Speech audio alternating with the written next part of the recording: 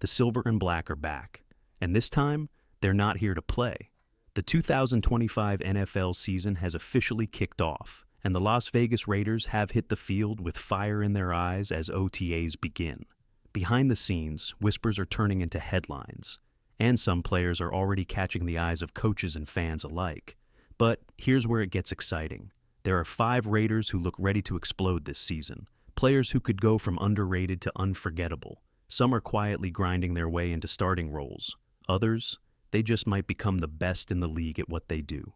But before we get into that, before listening to the latest news, subscribe to the channel, like it, and don't forget to press the bell icon. Let's move on to the new news. Let's talk about one of the most underrated names flying under the radar at Raiders camp, Thomas Harper. Most fans aren't talking about him, but the Raiders coaching staff, they see something, especially defensive coordinator Patrick Graham, who seems to have a real eye on this guy. Harper's journey to Las Vegas isn't your average path. He went undrafted in 2020, passed over by every team. The Chargers offered him a bit more cash, so he took a shot there, but got cut right after preseason, and then came the twist. The very next day, the Raiders swooped in and claimed him, not just for depth. They kept him around all year. That's a statement. He logged 191 snaps last season, and after Week 12, he wasn't just on the field, he was making plays. He notched an interception, a sack, and came up with several big-time run stops, all from a guy most people forgot about. But here's what really speaks volumes. The Raiders waived third-round pick Byron Young just to make room for Harper. That doesn't happen unless the coaching staff sees something special. Now, in 2025 OTAs, Harper is running with the first-team defense in nickel packages. That's no accident. That's a sign. Thomas Harper might just shock everyone and carve out a starting role in the Raiders' secondary this season. The buzz around Thomas Harper is getting louder, and for good reason. Coaches aren't just testing him in one spot. He's lining up at free safety, seeing reps at nickel, and even getting rotated into different defensive packages. That kind of versatility? It doesn't happen unless the staff believes a player can handle it, and Harper's showing that he can. At 5'10", he's fast, fluid, and fearless. He's not afraid to lay a hit, but he also has a real knack for tracking the football in the air. He's got that natural instinct you can't teach, and it's starting to separate him from the rest of the depth chart. Now, don't expect to see him as a full-time starter in a base 4-3 look, but in nickel defenses, he might be a lock. Imagine this. Harper deep at free safety, Isaiah Pola-Mao lined up close in a big nickel look, and Jeremy Chin patrolling the other side. That trio could give the Raiders a dynamic, physical secondary with serious flexibility. And this isn't just hype. Harper outsnapped other young DBs last season, including promising names like Amari Gainer. For a rookie, that's huge, especially in a season riddled with injuries in the secondary. He stepped up when it mattered, and now he's earning real consideration as a key piece in Patrick Graham's evolving defense. Here's something that tells you just how high the Raiders are on Thomas Harper. He played more snaps than Trey Taylor, a player they actually drafted. Not only that, he outsnapped MJ Devonshire, another recent draft pick. And remember this, to make room for Harper, the Raiders let go of both Byron Young and Devonshire. That's not just surprising, that's a bold move, and it sends a clear message. Patrick Graham sees something special in Harper. It's not far-fetched to think Graham personally pushed to bring him in.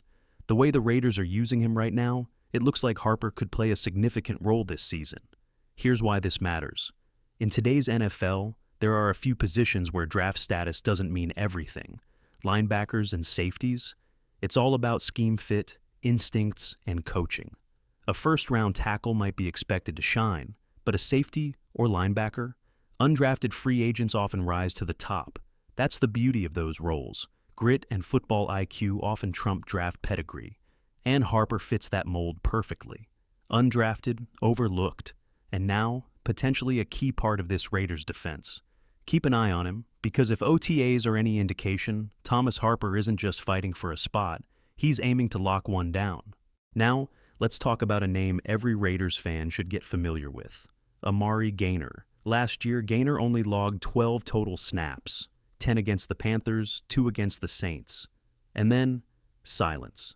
But here's the twist.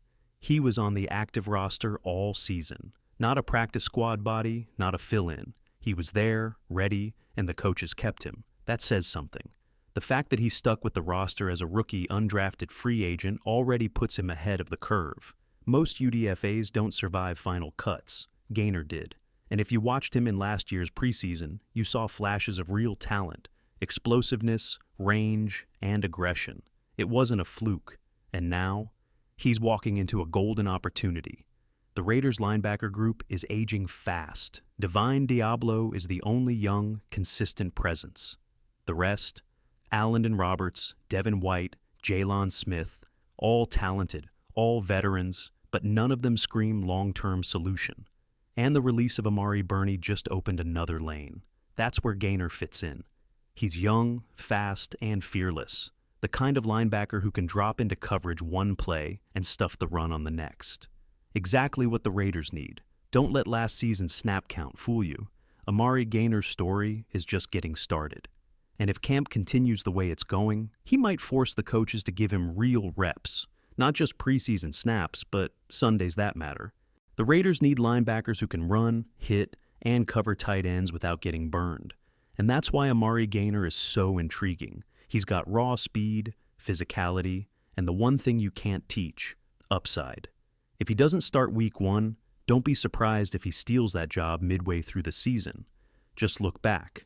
When we signed Robert Spillane, nobody expected much. He wasn't flashy, he wasn't a high draft pick. But he turned into one of the top linebackers in the league, not because of hype, but because of grit and performance. That's the blueprint for Gainer. Now, don't get it twisted. Ellen Roberts brings experience and toughness, but he's on the back end of his career. He's not a long-term solution. And he doesn't have that developmental ceiling. Gainer does. And it's not just him. Tommy Eichenberg could be another name to watch. Even Luke Masterson, who once looked promising, couldn't quite put it all together. The Raiders let him walk, and that tells you we're betting on new blood. Bottom line, the linebacker room is wide open, and Amari Gainer might be the one to crash the party and claim a starting role before anyone sees it coming. With the way things are shaping up, Amari Gainer and Tommy Eichenberg could both play meaningful snaps this season. But if I had to bet, Gainer's starting, right next to Devin White. Expect to see those two holding down the linebacker spots. Also, keep an eye on how Patrick Graham deploys this defense. Don't be shocked if the Raiders roll out more base defense this year, meaning 2 or even 3 linebackers on the field often. And as for the scheme, it's a bit of a mystery. Are we a 4-3, a harem-nagi? Hard to say, but based on what we're hearing from OTA reports, with Max Crosby and Tyree Wilson rushing off the edge and 3 down linemen inside, it looks more like a 3-4 front, or at least a hybrid setup. And that fits Gainer's style. Don't forget, last season, Gainer played off the edge multiple times. He lined up on the line of scrimmage, rushed the passer, and held the edge. That kind of versatility is rare. The bottom line, Amari Gainer has real upside, and the Raiders are starting to see it. Let's talk about Jackson Powers-Johnson. And yes, I know what you're thinking. How can a guy this hyped be a breakout pick? Well, hear me out. Jackson Powers-Johnson isn't just a promising rookie. He's already playing like a star. But this season, I think the entire NFL, fans, analysts, everyone, will start calling him what he really is, the best center in the NFL. And I don't say that lightly.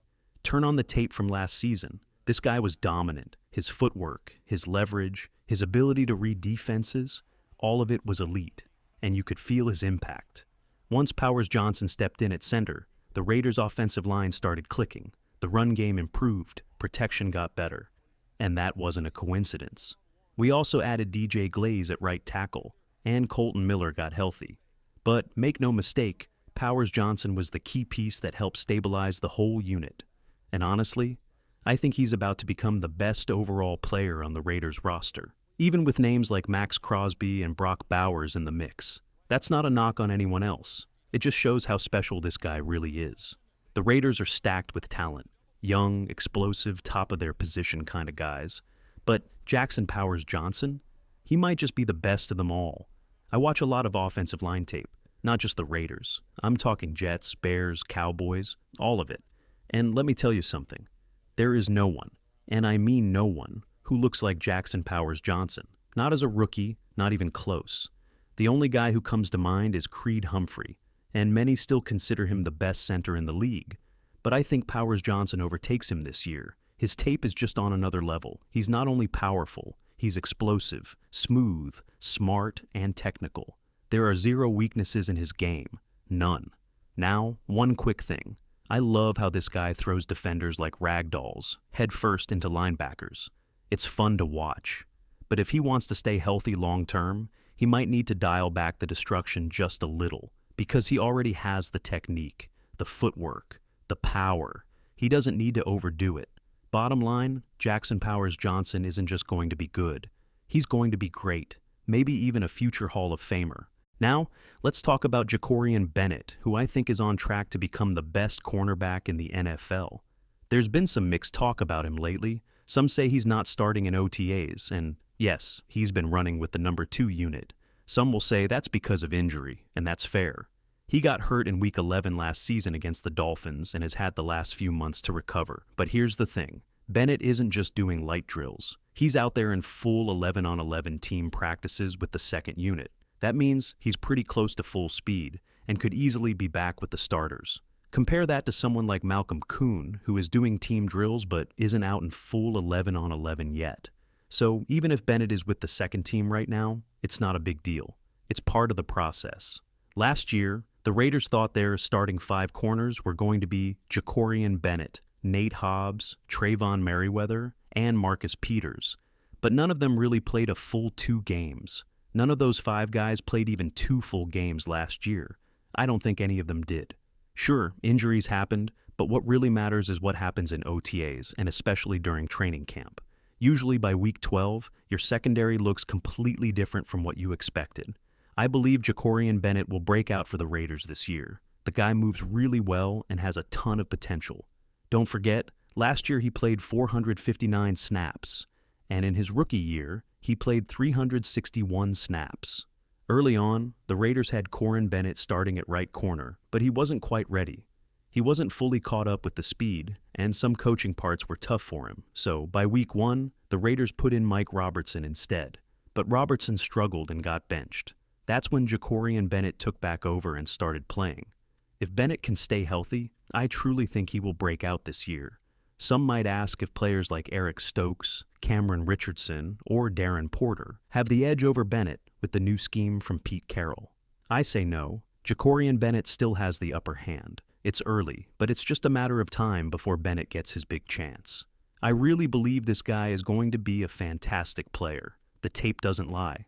I'm not the best at evaluating corners, but I can tell you, Jakorian Bennett has something special in his tape. The guy has real potential and upside.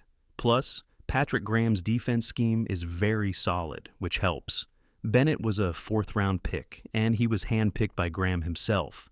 So, we'll see what happens with him. He's definitely a player to watch. Now, the final guy. Sincere McCormick. Some people might say, no way McCormick breaks out for the Raiders, especially since they brought in Ashton Rouse. And I get it. I don't think McCormick is going to take Ashton Rouse's job. That's unlikely. But when McCormick got his chance before he got hurt, he showed real promise. In those 3 games, he averaged over 5 yards per carry, about 175 yards on 32 rushes. That's not luck. There's definite potential there. If he can stay healthy, I think McCormick will produce for the Raiders. He could even become their number 2 running back, pushing Raheem Mostert to a smaller role. Mostert is getting older, and running backs usually struggle as they age. So, McCormick might be the future there. In my opinion, Sincere McCormick is still young, only 24 years old. He's shown he can have success. Confidence is key for a guy like McCormick, and he showed it last season. 12 carries for 64 yards against the Chiefs, and 15 carries for 78 yards against the Bucs. That's real potential. Health will always be a big factor, but don't overlook this. McCormick broke 8 tackles last season on just 39 attempts.